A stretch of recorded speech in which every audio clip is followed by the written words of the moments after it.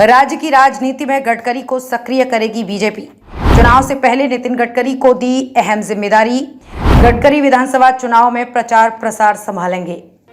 महाराष्ट्र विधानसभा चुनावों से पहले केंद्रीय राजमार्ग मंत्री नितिन गडकरी की राज्य में सक्रियता बढ़ेगी।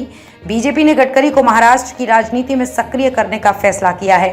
महाराष्ट्र बीजेपी के प्रमुख चंद्रशेखर बावनकुले ने शुक्रवार को इसके संकेत दिए। अभी तक गडकरी महाराष्ट्र में अधिक सक्रिय नहीं है। गडकरी को दी ये जिम्मेदारी।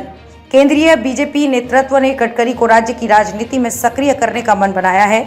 एक समय प्रदेश की राजनीति में गडकरी की बड़ी भूमिका थी। वे राज्य में कैबिनेट मंत्री थे, प्रदेश अध्यक्ष थे, आगे चलकर के वे राष्ट्रीय अध्यक्ष भी बने। सन 2014 के लोकसभा चुनाव के बाद उन्हें केंद्र में मंत्री बना दिया गया। उसके बाद से उन्हें राज्य की राजनीति से दूर कर दिया गया।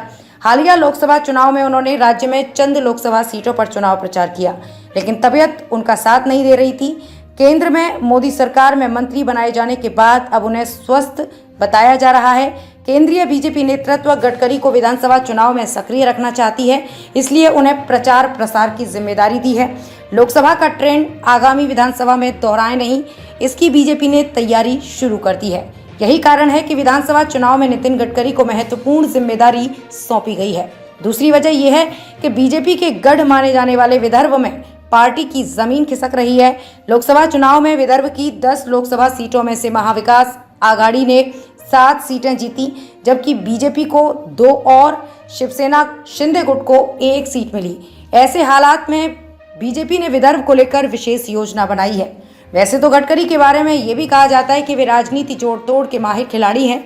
चुनाव बाद नतीजे बीजेपी के फेवर में नहीं आए तो उस वक्त गडकरी का उपयोग पार्टी करेगी।